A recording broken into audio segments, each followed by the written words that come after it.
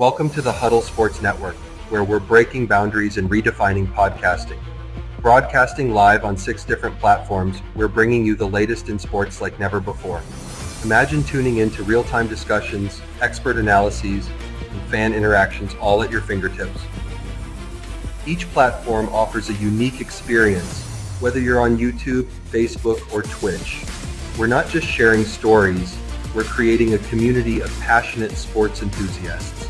Join us as we dive deep into the evolution of podcasting, where every episode is a chance to engage, debate, and celebrate the world of sports.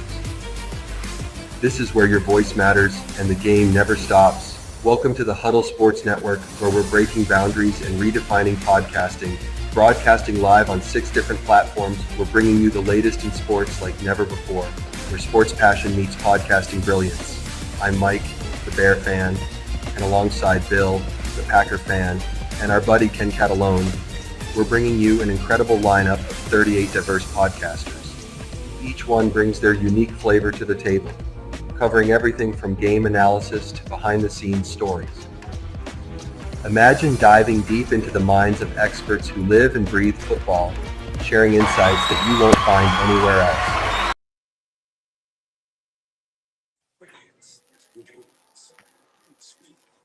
This is a Huddle Sports Network broadcast. You can find us on Roku TV, Amazon Fire TV, Facebook, and of course YouTube. Get all your NFL news here first.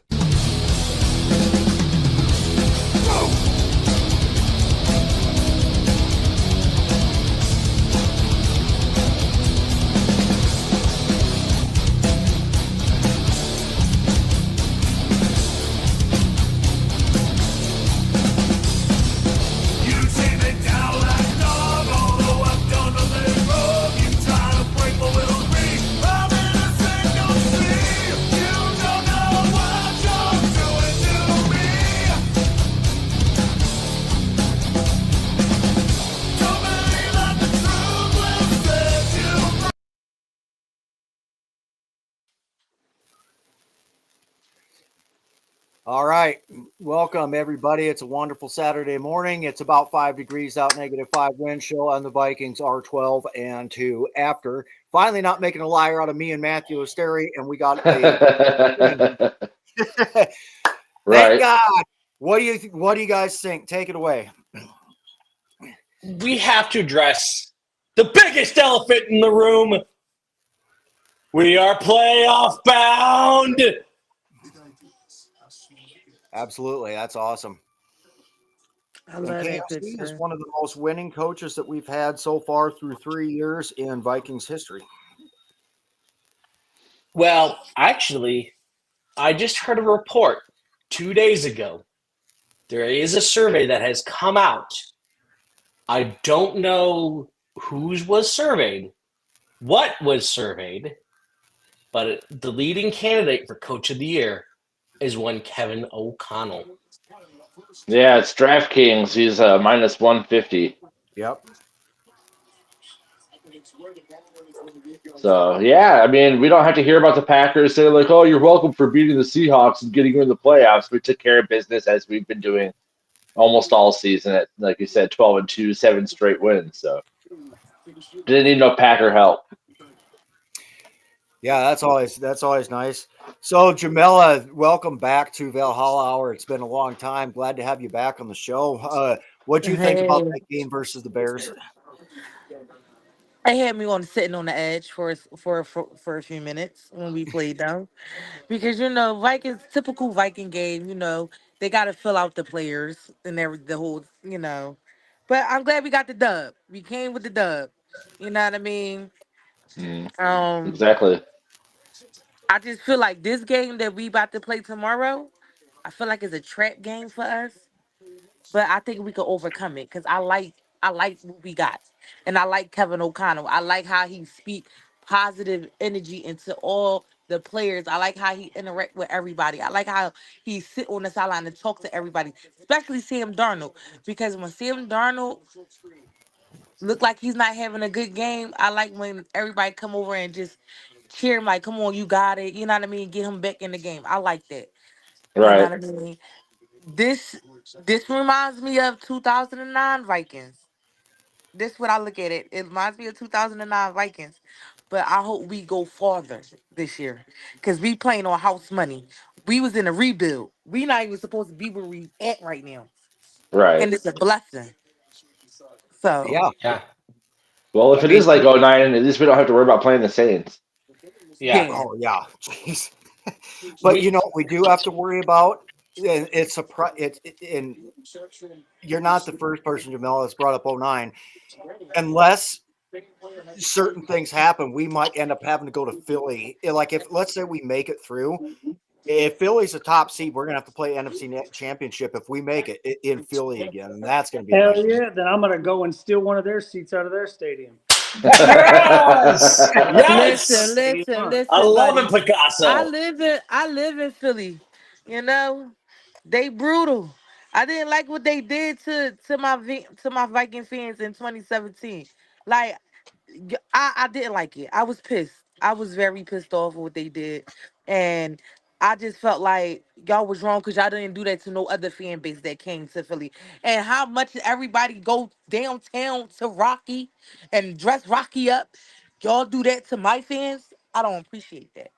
You get Right. what I'm saying? I That already pissed me told one of off. my buddies. I said, "Bro, we go to Philly. That's cool. We just bring in bail money because I got hit. They go,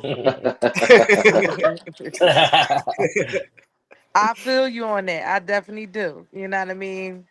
But there's other than that, literally I one just fan base I don't understand, like how you destroy your own community because of your team. Like that, that's how they've been. They've been like this for forever. That's a Philly thing. right? Unfortunately, yes, I do have to agree with Jamel. Yeah, I was at a. I know this is not the football, but I was at a Padres Phillies game and I got threatened with death if the Padres won.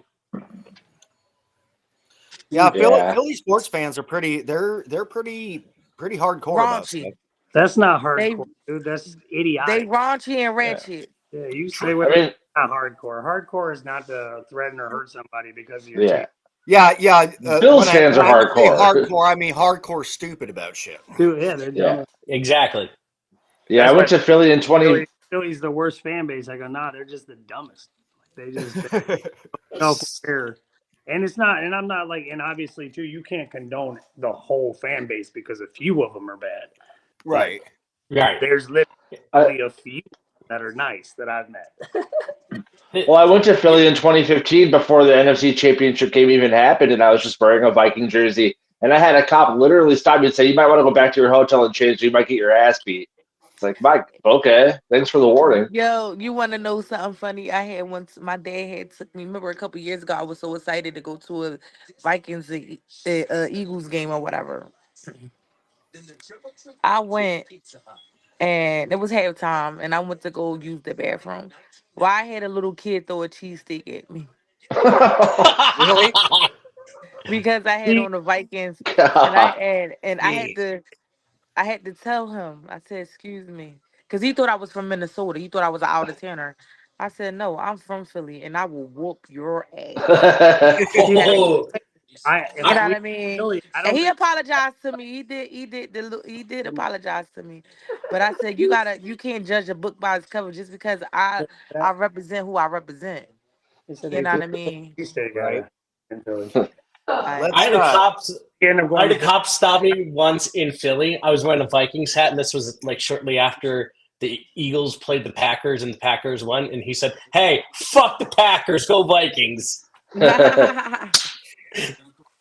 let's go back and recap this Bears game here real quick before we start moving on to playoff talks, scenarios, possibilities, seedings. Uh, the Seahawks game itself. I mean, we got work to do in this next three games before we start really, figuring out exactly where we're going to sit in terms of seeding, who we're going to play. But let's talk about this Bears game here real quick. Finally, a double-digit win. Some people think the Bears might have just kind of given up and quit. I didn't see it. I saw a Bears team playing really hard. I also think our defense, not the offense, was more key in this game, even though the offense had several nice plays and everything. But let's go around and get heroes and zeros from people. Give me your hero of the game and your zero of the game, somebody that needs to do better. I'll go last. So we can start with Marcus Sir Picasso joined us once again. It's always good fun to have you on, Marcus. You were at the game. You were the whiteout Darth Viking school Vader, however you want to put it and everything. But I saw you on TV as well, so that was doubly cool. What do you think watching this game? Whose performances did you like, and who do you think needs to improve here? Yeah, so check this out. When I hear that, that's my first thought was, okay, so walking into the game, I'm rocking the brand new white Vader, right? ESPN stops me. They do an interview with me, and they're like, what do you think this game's gonna be like? And before the game, I told them that we were gonna win 34-7. This guy looked at me and he goes, "What?" I said, "You heard me, 34-7." Now, mind you, I'm in my Vader, so it's a little muffled, but I Right. repeated it, and he said, "You think the Vikings can put up 34 points on the Bears?" I said, "Watch." Like, I don't like, it's not even just cocky. Like, you don't doubt your team. You always want to, but the way I see us moving, bro, like the fucking camaraderie. And then me personally, like knowing a lot of the players on a personal level, like I have these conversations with them about, I don't say, so what do who's hurt? What are we going to do? I'm not looking for inside shit. I go, how's the locker room, bro?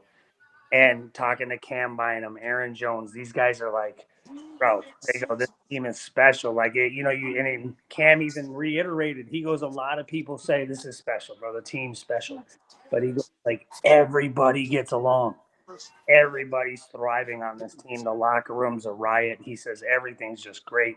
So it makes you feel good as a fan knowing that they have the same agenda we do. So you want to talk about who is it, man? Sam Darnold, the second we picked him up, people are like, who's Sam Darnold? They don't know who Sam Darnold is. Let me tell you who Sam Darnold is. If you remember when he was in a draft class with Baker Mayfield and everything else, go back and look at some of those. Like, rewatch the game because you'll hear Troy Aikman talk about it. In the combine, they had a few quarterbacks, Mayfield being one of them too, who opted out to postpone their debut day or whatever they call it because it was raining. Sam Darnold's like, no, I'm going to show you. And he performed better than all of them in the torrential rain, like downpouring rain. He was throwing bombs. So, like, his dedication is crazy. He may not have been in a good squad where he was at, but you get put on a team that you're at, like this team works for him, and clearly it shows it. I think the only downside to our squad is against our D-backs. And again, I feel bad because I know most of them personally. But when you look at, there's a lot of plays you can't be giving up 12 fucking yards. If it's 3rd and 15, why the fuck are you leaving all these open spots, bro? Mm-hmm. Why do you leave stuff? Why are we not doing man coverage and proving that you're better than that receiver is?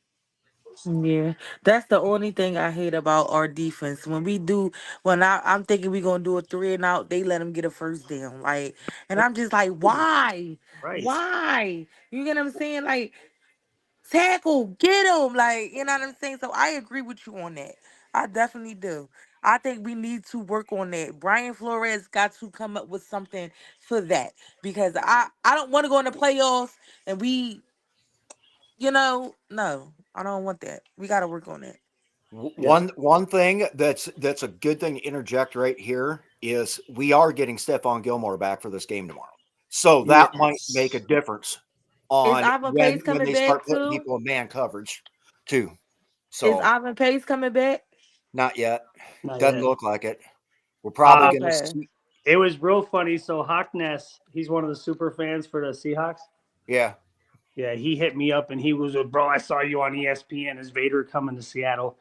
I say, we talked about it because Shelly's her son lives in Seattle too, and he's going to the game. He dresses up as Prince. Nice. But I've seen that. With Christmas and I'm working on a custom portrait for one of our members. Just trying to make sure he gets his before Christmas. So I'm going to actually drive up 3 hours to deliver this painting to make sure he gets it in time. But yeah, so but we'll be in Green Bay and wherever else we have to go. But Just like I hope everybody in here, we just hoping for that home field. Hell yeah. Yeah. So, hell yes. Matthew Listeri, what do you think? Give me a hero and a zero, basically, and a little bit of a recap of what you did like and what you didn't. Yeah, so I hate to do my zero now after that really cool segment about Sam Darnold because he has been fantastic this season, but Right. he is going to be my zero for the week. Not even because he played particularly poorly. Like, he still had a 60% completion percentage, only turned the ball over once, which it wasn't even that bad of a turnover. It would have been like, it actually gave us 7 yards, so I'm not super upset about that. But I felt like he kind of reverted back into that, well, I have to go at Jefferson like he did versus the Colts and versus the Jags, and just kind of was erratic in some of his throws. Now, again, the common theme of the season, our interior O-line hasn't been great. He was getting rocked, I get it. But he just didn't have the composure that he had the 4 weeks prior. So even in a bad game, the offense still put up 30 points, and I'm sure he'll bounce back, but he is my zero for the week. My hero is absolutely going to be just the run game in general. Akers and Aaron Jones just put a clinic on against a strong Chicago front seven. So I'd love to see that. Hell yeah. I'm going with Justin Jefferson dropping that one. You just never see that. Somebody said that was like only his third drop of the year, and that would have been just an incredible bomb. My hero actually was going to be Cam Akers, and then my zero, I gotta hand it to one on offense and one on defense. So Grugier Hill did not have himself that great of a game, to be perfectly honest, filling in for Ivan Pace. I mean, he's had his moments. He's done good, but Blake Brandel had a particularly bad game at left guard. But all that being said, we still put over 30 points on him and still won. So when I say zero, it ain't even all that bad. I mean, I've seen a hell of a lot worse in the past. So, Right. Chesty, what do you think? Okay. My hero gonna be Cashman. Yeah, with that strip sack, you have to give it to him. That changed the tempo of the game completely for Chicago. Now, I don't necessarily have a zero for us. There is one big zero I'm going to hand out, and that goes to the Chicago side. That goes for Stevenson of their team. This is the guy, remember earlier this year, that was waving goodbye to Commanders fans right before the Hail Mary, and he blew the coverage, and they lost. Mm-hmm. You do not, first rule of US Bank Stadium, you do not mock that skull chant. What'll happen? You will lose. Every time someone's mocked it, you have lost.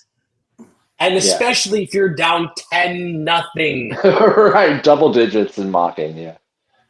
That gives you not only the biggest zero of the game, but possibly the season. Yeah.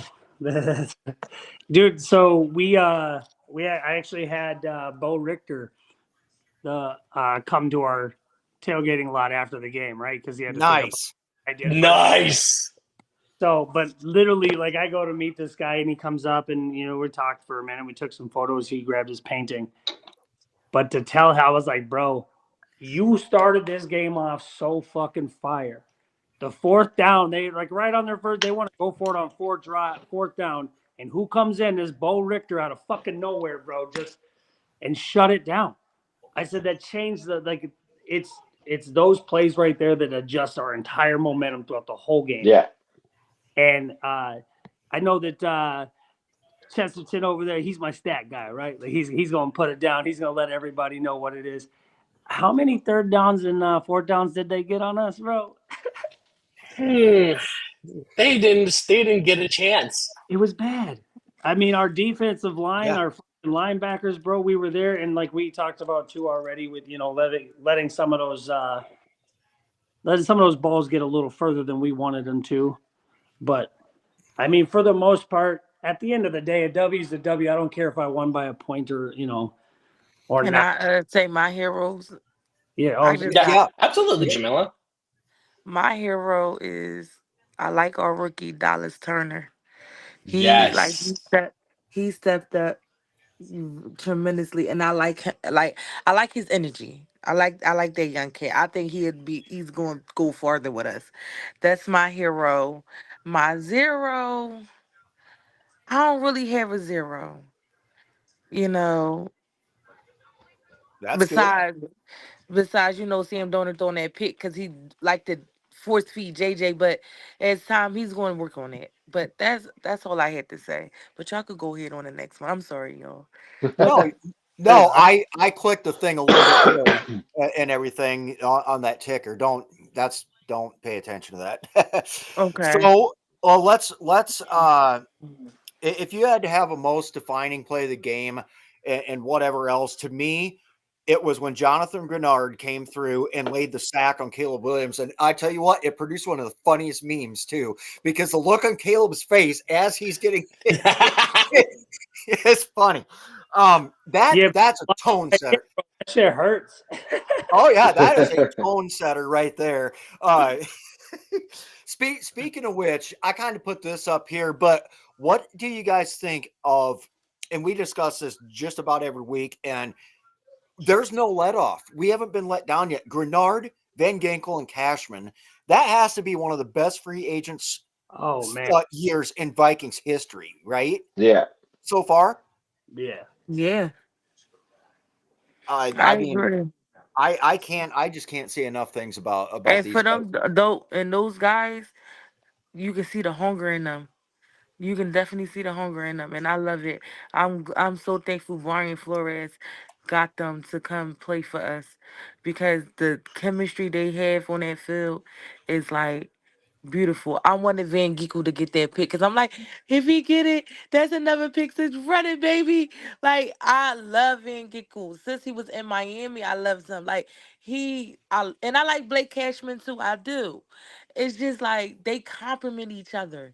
You know what I Hmm. mean on that field, and it's just I just see like the Vikings. Like oh my goodness, It's like like having Kendricks and Barr all over again from Right. yeah. in the beginning because Kendricks is a ball hawk, bro. Like he was out, Hmm. was making Okay. hits like crazy.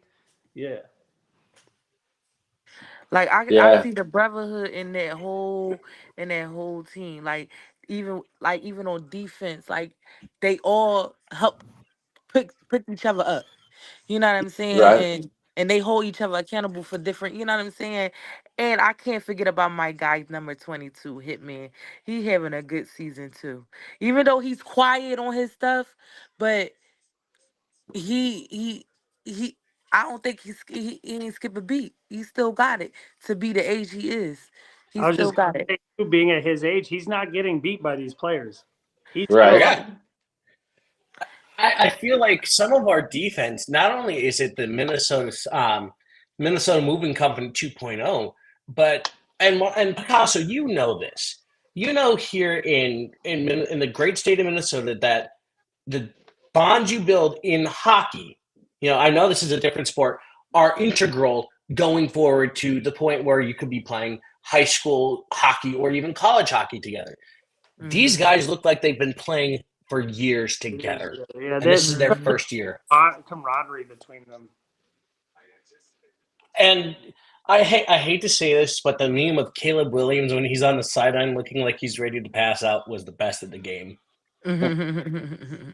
And I know they Well, I didn't just show it. feel I just feel bad for Caleb. I really do. Because like I just see like with the Bears, they gonna do Caleb Williams how they did uh with Fields. Yeah, And I think they and I think it's wrong. Cause they didn't. Yeah, go ahead. I'm sorry. Don't pay me no mind. I'm in pain, y'all. it's okay. Um, they Picasso, you missed this. This was so freaking funny. Matthew, Jamila, did you guys see this on ESPN where Poles was looking away, looking like he was looking for a hottie in the stands, and then McCaskey was just giving him a death glare. No, I didn't see it. did not see that. No. Oh, it was so freaking hilarious. It looked like he wanted to leave polls right in Minnesota and make him walk back. Speaking of polls, how about that bank vault from fucking Spider-Man himself? Aaron Jones blew up on it. Yeah. No, that was dope. Aaron Jones surprised me. Like, don't get me wrong, y'all. I'm always gonna be a Dalvin Cook fan. I love him to death. But Aaron Jones, he stepped up a lot for us. You know what I mean? And I really thought that he wasn't going to be a good fit for us. I was like, why did we get him? Da-da-da-da-da. But he shows me otherwise, and he improves every week. You know what I mean? Despite the fumbles that he gets, but he's good, and I like him. He's a good fit for us. And he's cleaned that Yeah. up the last couple of weeks too. And I think I saw a stat sheet the other day that said he's only 153 yards away from breaking a career high in rushing yards, and he's only like 300 something total yards away from breaking his career high in total scrimmage yards. And he's 30.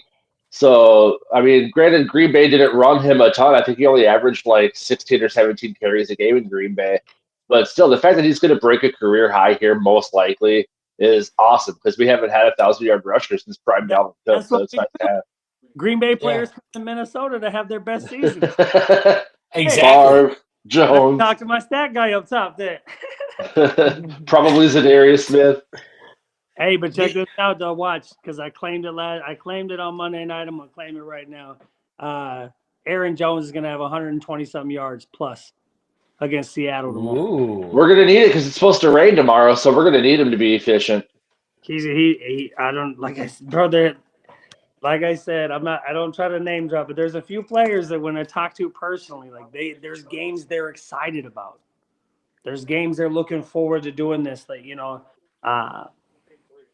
it's crazy. Just Yeah, There is one defining, not play, but drive of the game I'm going to talk about and see what everybody thinks.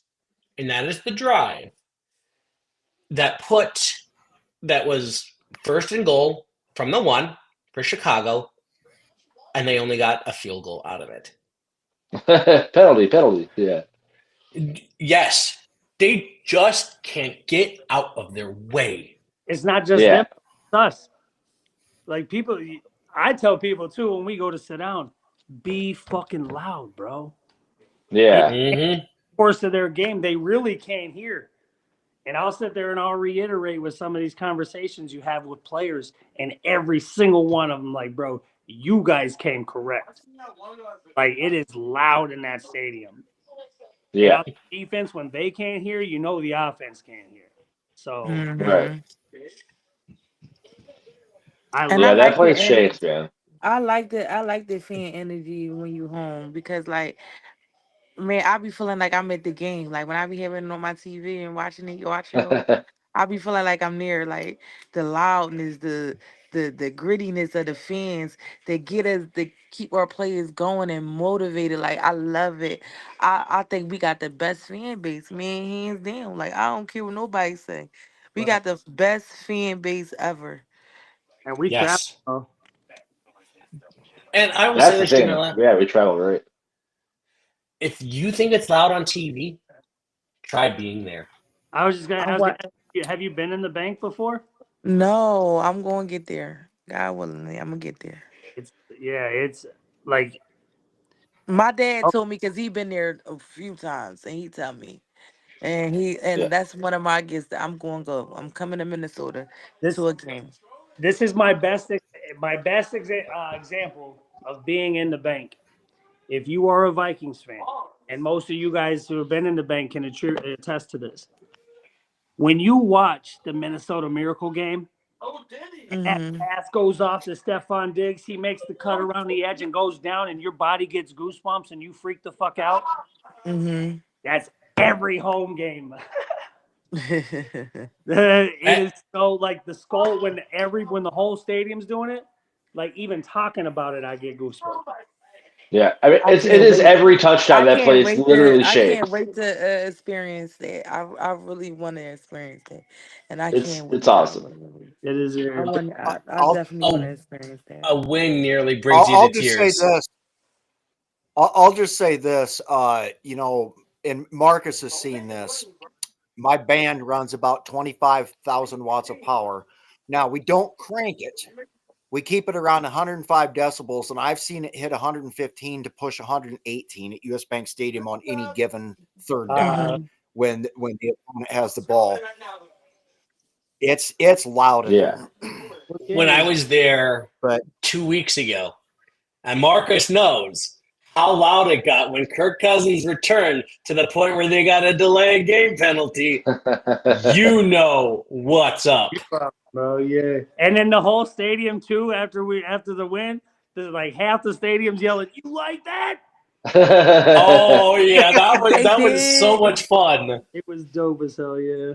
And now look where Kirk see Cousins. that's the kind of stuff that they were not showing on TV. See, I wish I could have gotten up to a couple more of these. I'm going to try to come up to the Packers if I can, but I've just had a lot of stuff going on with work, new job, new position, all this other shit and whatever. But hey, we're at our halfway point. We're going to run our commercial here real quick for Roku TV and Fire Stick that we're broadcasting live on here. And we will be back in about a minute to discuss our upcoming matchup with the Seahawks. So stay tuned. We'll see you in about a minute, guys. Welcome to the Huddle Sports Network, where we're breaking boundaries and redefining podcasting. Broadcasting live on 6 different platforms, we're bringing you the latest in sports like never before. Imagine tuning into real-time discussions, expert analyses, and fan interactions all at your fingertips. Each platform offers a unique experience, whether you're on YouTube, Facebook, or Twitch.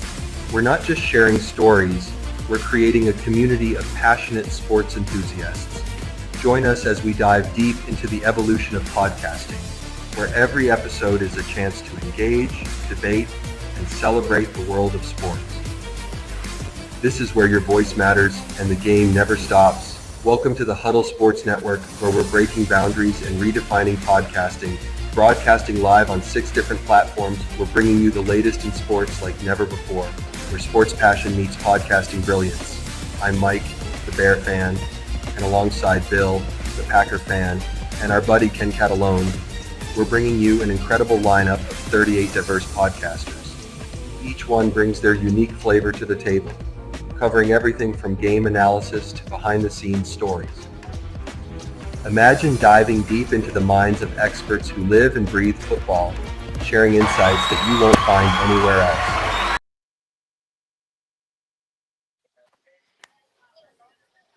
All right, everybody, we are back, and it's time to talk about this pending matchup with the Seattle Seahawks.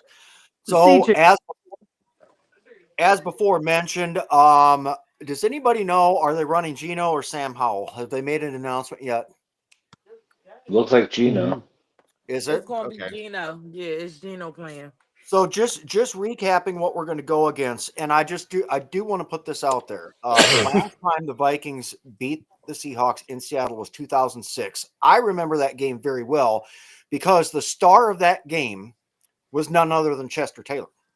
Believe it or not, he had the big game on the ground, and I believe multiple scores, if memory serves. Shit, that's been almost 20 years ago now, but it's been a while. So, regardless of who's at quarterback, you've got the running back combination of Kenneth Walker and Zach Charbonnet. The wide receiver, they have 3, including a second-year man, Jackson Smith and Jigba, but you have the veteran DK Metcalf and the even more veteran, almost Metcalf out? Bateman and Tyler Lockett. Still respect Tyler Lockett, though. Don't dare disrespect him. And, of course, you've got my old boy Noah Fant at tight end, and he's not even their number 1 tight end. You've got A.J. Barner and Farrell Brown. Yeah, they move some things around. Defense, you've got Leonard Williams at defensive end. You've got Jonathan Hankins at tackle. Byron Murphy, the second, the draft pick this year and everything, the rookie. So that'll be fun, figuring out which Byron Murphy they're talking about, depending on who they're playing, right? Travis Gibson at linebacker. They've got some names here, you guys. You get into the secondary here and everything. Trey Brown, Kobe Bryant, Josh Joby, Pritchett, Witherspoon. Safeties are Finland, Rayshawn Jenkins, and Julian Love. They've got a pretty good performing secondary, at least on paper this year.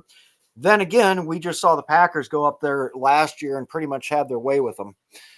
How you guys feeling about how we match up on either end of the ball? Anyone, go with it. Well, did I just hear Picasso say right that GK is ruled out this week? I thought I heard he was out. I'm trying to pull the injury report now. If that's the case, I feel a little bit better because he's such a big body physical receiver. And our corners, I mean, granted, yeah, Gilly is coming back, but outside of him, our corners are pretty small. So I was worried about matchups. But if he's out, that makes me feel a lot better. Well, I mean, and you know, we've had the conversation earlier about trying to force passes to Jefferson, but let's not forget Addison, bro. Like he's having a season. So yeah. And as Jefferson's even stated, like it don't matter if he gets the ball. The fact that he's on that field means at least 3 of your defenders are watching us. So you give Addison, you give Hawkinson, just anybody, just half a second. Jalen Naylor, like he's been stepping up. Oh, well, I don't know what happened. whoop. We lost Picasso. He makes a good. I like our setup. Like I think on the offense side, I think we good. You know what I mean? Like I just don't want Sam Darnold to try to force feed JJ because you already know they're gonna double team JJ. Mm-hmm. You know what I mean? Now you got TJ Hawkinson out there, you got Jalen Naylor out there, and you got Addison out there. So they can't so you Sam Darnold, pick your poison with them because I know TJ Hawkinson is going to get us some yards. He a big boy. You get what I'm saying? I'm glad to welcome him back. You know what I mean? I did miss Hop. You know what I mean? And he's Yeah. back. He's good. He's healthy. You know what I mean? Utilize these other guys. JJ gonna get his regardless.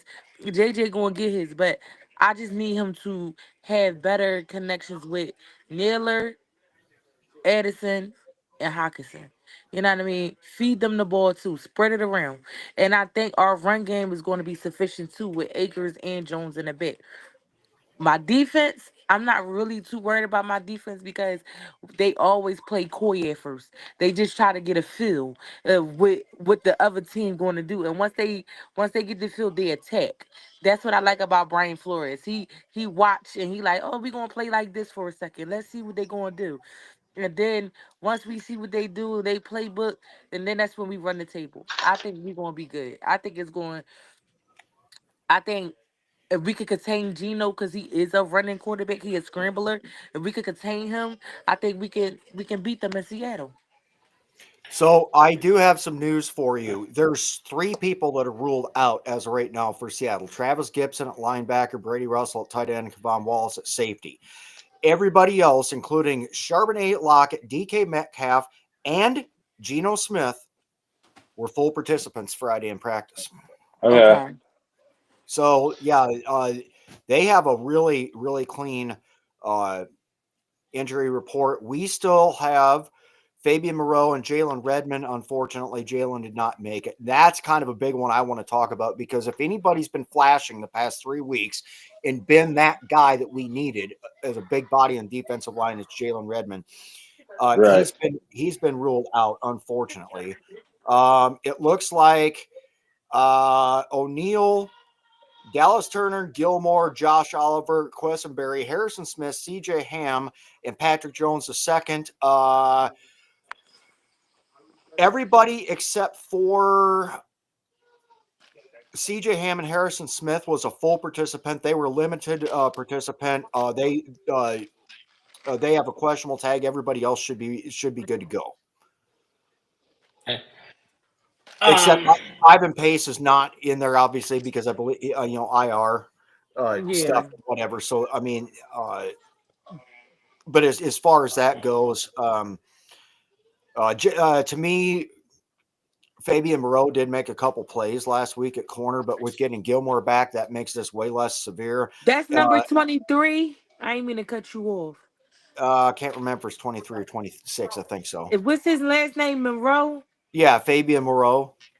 He got to go. I am with you. I am with you. Yeah.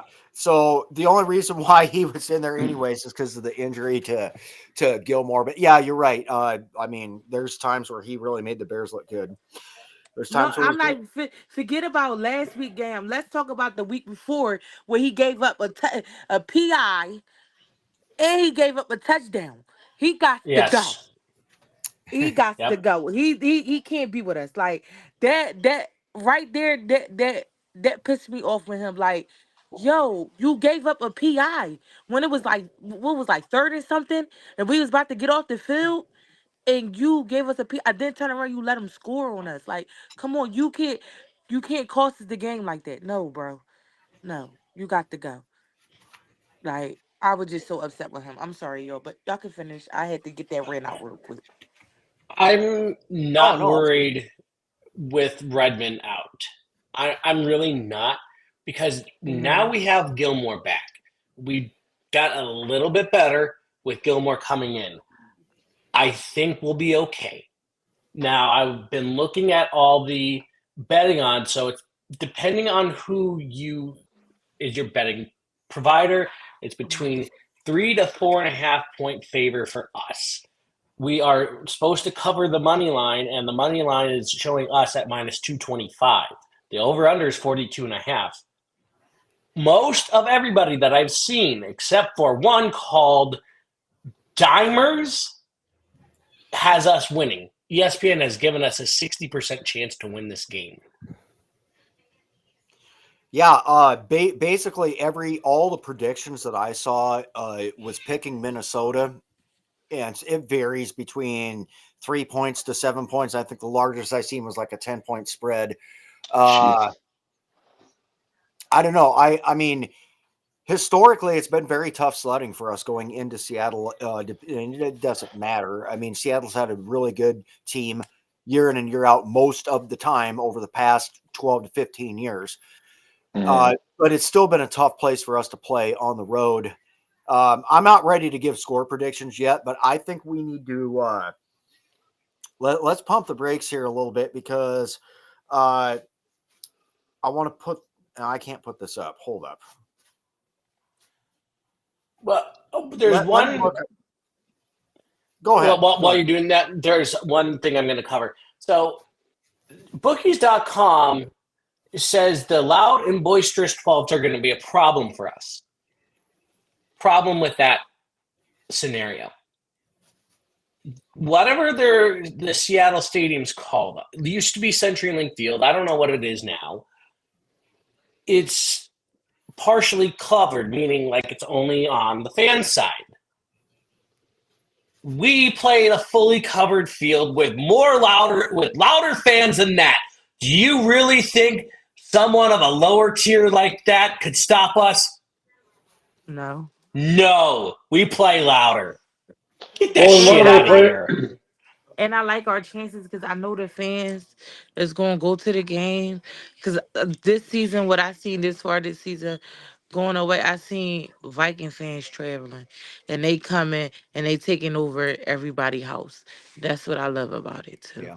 Oh, yeah. They literally DK Metcalf had to plead to stop selling tickets to Vikings fans. There's going to be a skull chant tomorrow. That would be if it happened at the Seattle Stadium. That would be one of the funniest things ever, because they used to be kind of known for doing that to other people too and everything. But here's a point I was trying to make earlier. The Seahawks are actually 3-5 at home in their own stadium right now this year. Oh. So this is what the NFC West looks like. Rams and Seahawks are both tied at 8-6. They are battling hard. Right behind them are the Cardinals at 7-7, and only 2 games back are the 49ers at 6-8. Somebody's got to win that division. And the Seahawks, right now, they have the Rams in front due to a better home record, which is 4-3. They're better by like 1 game. Seattle needs this win, and that's why I'm saying I think it's a little bit it's dangerous when you face a wild animal that's got his back up against the wall and everything. I think the key to going into Seattle is we need to jump out to an early lead on the road, and we need to do it in ways that we haven't done before. You know, the quickest way to shut the 12th man up, go no huddle, hurry up. Let's get 2 scores on the board, whether it's 10 points or whether it's 14 points. Let's get up by 2 scores, and then just let the defense tee off on either Geno or Sam Howell. Looks like it's going to be Geno Smith playing, actually. But he ain't going to be 100%. No, if No. he is But I gotta beat up, I we gotta need to get get. I gotta Go give the ahead. Packers a shout out because if it wasn't for them the fuck you Yes. know what like that, you get what I'm saying? Then we what we had we. Oh, look, I'm sorry, y'all. My words is together. I gotta give it to the Packers because if they didn't fuck him up Sunday night, I think he would have been trying to do us dirty. So thank you Packers fans for fucking him up. Now we about to handle our business when we go in there tomorrow. I got faith in my team. Vikings is going to win it. I think it's going to be we going to win by 3 points because I really think that Seattle is not going back down, but they're going to give us a run for our money. Yeah. Yeah, I'm just saying, I expect to get a win. I just think that some people are thinking just because the Packers kind of took it to them, that we're going to take it to them just as hard, if not harder. There's some matchup issues in this Right. game. Once again, I need to step away real briefly. Matthew Lesturi, Yeah. why don't you cover what you see as some matchup issues here real quick for the next couple minutes? I'll be right back, guys. Yeah. Okay. Well, like you were just saying, like we're not Green Bay. Just because they did it doesn't mean we're going to. Every game, every team is different. They have a more physical running back with Josh Jacobs. As good as Aaron Jones has been, Josh Jacobs is just a punisher with the ball in his hands this year. Jordan Love, he's not having as good a season as last year, but he's still a physical quarterback. And their defense is just a little bit bigger and faster than ours. Ours is overall better. I think we're playing better as a team unit, but they do have the size that our team doesn't have. Only But the thing, Packers at the hmm? only thing I'm worrying about is who we going to have to take on Metcalf because Metcalf is a big boy. He's a big boy. You know what I Well, mean? Gilly's going to be on Metcalf if he's coming back. Okay. Okay. So, but as we were talking about Moreau earlier, it's kind of concerning about because we all were loving Dwight McLeather in the preseason and training camp, and the fact that he hasn't been able to take those snaps away from someone like David Moreau kind of sucks. I was hoping to see a little more out of him, but I mean, again, we're not getting 100% Geno Smith. They do have a good run game in Seattle, but we have the number 2 run defense in the NFL right now. Mhm. So I think we can do good enough to probably hold our offense to less than 3 touchdowns. Probably two touchdowns, a field goal or 2. But again, it's supposed to be raining, so who knows? Ball Yeah. security is going to be huge. It's going to be a low scoring game just because of the factor of the rain. Now, Yeah. I don't know if it's going to be like a drizzle. I don't know if it's going to be complete downpour. But because of the fact that they kind of have a turf field, that's going to help big time because it's not going to be a sloppier game. Mm-hmm. It's not going to be Right. total mud fest. It's not going to be, cleat gate from the Green Bay game a few years ago. Right. Okay. Yeah, I do have us winning. It's definitely going to be a closer game than a lot of people expect. And yes, Taylor, we definitely need a traveling drum for next season. We need it. Yes. And just because I think the fan base has found that we're giving everybody shit burgers to eat. And I love giving shit burgers because that gives the sports media a chance to say, we fucked up, we're sorry, but at the same time, them doubting us gives us more motivation. Absolutely. And KOC said that too. Just like keep doubting us. Like we play better as the underdogs. And Philly kind of took that in the 2017 season when they beat us in the NFC Championship game. All their playoff games, they were the dog masks because they were underdogs in every game. And they ended up beating Tom Brady in the Super Bowl. There's something like when you have the spotlight on you, the teams that play you want to take you down a peg. When the spotlight's not on you, teams tend to look past you. So if teams want to keep looking past us, like in the media this last week, I keep hearing like, "Oh, the real threats in the NFC are the Lions, the Eagles, the Packers, and maybe the Rams. People still aren't talking about the Vikings, which Vikings fans, it sucks. Like, we want to get our national respect, but at the same time, it's like, cool, you can start talking about us when we're, playing for a chance to get to the Super Bowl. Yeah. So I just looked up the Coach of the Year odds right now. As of December 17th, Kevin O'Connell's plus 109, Dan Campbell's plus 286. Then you've got Sean Payton, Dan Quinn, Tomlin, Reed, McDermott, and Sirianni. Why is Andy Reid on there? He's not done anything. 13-1 will get you there. Yeah. I don't know if that should go to Andy Reid or if it should go to the refs. But well, who do you think's convincing him? Oh yeah, of course. But I like he's paying him off. I personally think this team, and despite what they all say, people read their own press clippings. And I think this team is fueled by the disrespect week in and week out. And it's like, what was it, 2 weeks ago or whatever, Buck and Aikman were just rambling on and on about the Lions and everything. It's like, the Packers play them. Oh, they went toe to toe with the Lions and blah, blah, blah. Nobody's done that. Hello. Did you watch the Vikings? We were one botch play away from winning that game. Right.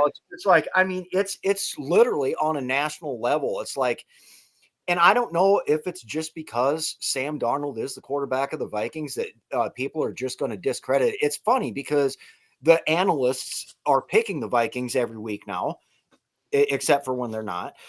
Adam Rank last week, but we're not going to talk about Adam Rank because he's an absolute clown. I can't believe we're doing this podcast week in and week out for pennies, and Adam Rank is drawing a full salary from the NFL. He has the Bears beating the Lions this week. Of course he does. Of course he does. It would be funny if they did, and it would be a blessing. So I actually hope he's right for once. But well, that and the Eagles game are both at noon, so that's huge. Like, if one of those two teams loses before we even play at 3:00, that's going to make it even more of a clincher of a game. Yeah, absolutely. The Eagles picking up a loss now is more of a concern than the Lions for me because let's say that we are able to win our next 3 games and everything to win the NFC North. I'm not sure on seeding right now. Either one of you, would we be the number 1 seed and have the bye, or would the Eagles? If we win out, no matter what happens, if we win out, we have the number 1 seed. Okay, so we do literally control our own destiny then, which is yes. Which is yeah, good. we would have the conference matchup over Philly. Okay. So that's a good thing. I think the disrespect makes this team tick, and you can see it. Do you guys watch Kevin O'Connell's locker room speeches when they become available? Every week, yeah. So it's must-see TV.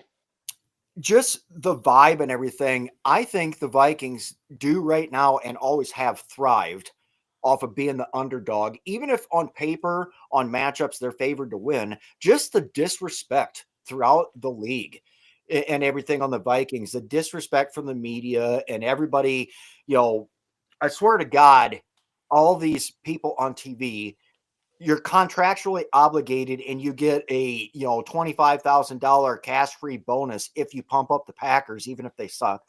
Same thing. There's some Colin Coward. There's some teams that are just going to just be hanging on their nuts. And the Vikings are clearly not one of them.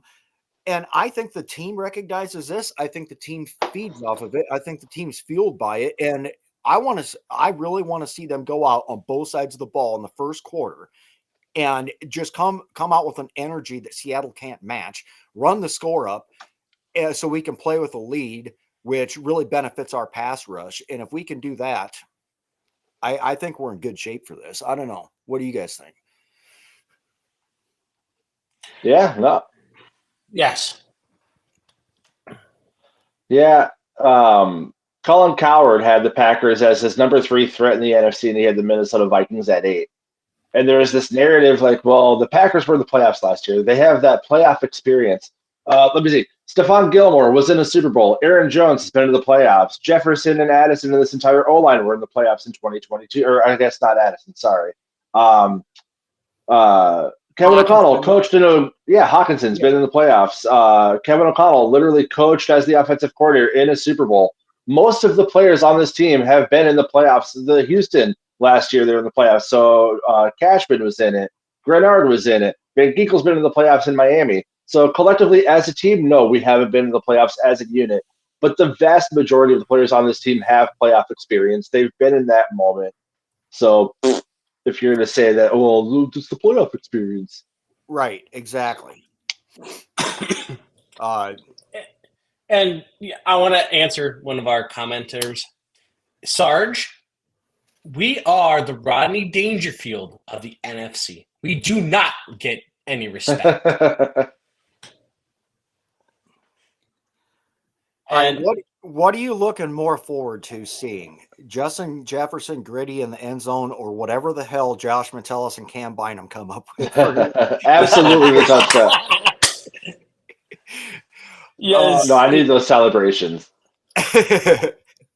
I tell you what, they're setting a league standard on our defensive backs, Metellus and Bynum, the things they think of and everything. I mean, it's good. It's making late night talk show news, all this other stuff. It's quite something.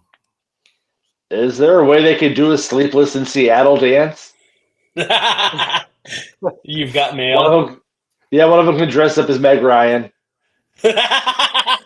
Right. So let's actually do our official predictions here and everything. We're nearing the end of the show. I'll go last. Chesty, what do you got? 24-20 Minnesota. Okay. Matthew? That's a good one. I'll say 23-13 Minnesota. Yeah, that's safe. And I know deep down I should not pick us by more than 3 because it's bit me in the ass all year up until like last week and stuff. But right. I'm going to go a little bit higher because I think they will play us tight in the first half, and I think it'll be the second half where we make our money, even though I've said all show long I'd like us to jump out to an early lead and everything else. If it's cold and it's raining, that's going to be a difficult game. We're going to need to wear down their defensive front with our running game. We're going to need to use Aaron Jones and Hawkinson in screens and whatever combination that we can. I do feel the second half, we're going to feel the need that we need to make some ground up. Normally, I would say this is more of a 21 type of point game, but I'm going to say that we score 28, they score 24. And we come out of there with a victory, and it's probably going to be some fourth quarter stuff going on to get us that way. It's going to be interesting, and I can't wait to watch it. So yeah, I got Addison and Hawkinson in the fantasy playoffs, so I'm hoping that they have a big game. Right. Yeah, I got Hawk and Addison going, as well as Vikings defense in one of my leagues and everything that I survived in. So nice. Well, that's another key element is the Vikings are the only team in the NFL that have an but a turnover in every single game this season. And we all know KLC's record is just ridiculous in games where we win the turnover battle. So Jones has done a lot better the last couple of games of keeping the ball secure. So if we can just pick Gino off a couple times, get Van Ginkel another pick 6 like he's itching to get. Just get the game rolling. That's what we need. It's been a couple weeks since we had a defensive score. We're due for one. So right. Yeah, I was kind of upset that he pulled up. Oh, sorry. No, go ahead. I was kind of upset that Van Ginkel pulled up on that sack fumble and gave it to Cashford because he had a better stride. If he would have picked that up, he would have been gone. Cashford kind of stumbled a little bit. So right. Yeah. So we are at the end of the show. I want to thank everybody for watching. Be sure you tune in tonight at 8:00 for Skull Gang 365. And we will see you back here same time next week. Skull Skull! Goal! Welcome to the Huddle Sports Network, where we're breaking boundaries and redefining podcasting. Broadcasting live on 6 different platforms, we're bringing you the latest in sports like never before. Imagine tuning into real-time discussions, expert analyses, and fan interactions all at your fingertips. Each platform offers a unique experience, whether you're on YouTube, Facebook, or Twitch. We're not just sharing stories, we're creating a community of passionate sports enthusiasts. Join us as we dive deep into the evolution of podcasting, where every episode is a chance to engage, debate, and celebrate the world of sports. This is where your voice matters and the game never stops. Welcome to the Huddle Sports Network, where we're breaking boundaries and redefining podcasting. Broadcasting live on 6 different platforms, we're bringing you the latest in sports like never before, where sports passion meets podcasting brilliance. I'm Mike, the Bear fan, and alongside Bill, the Packer fan, and our buddy Ken Catalone, we're bringing you an incredible lineup of 38 diverse podcasters. Each one brings their unique flavor to the table, covering everything from game analysis to behind-the-scenes stories. Imagine diving deep into the minds of experts who live and breathe football, sharing insights that you won't find anywhere else.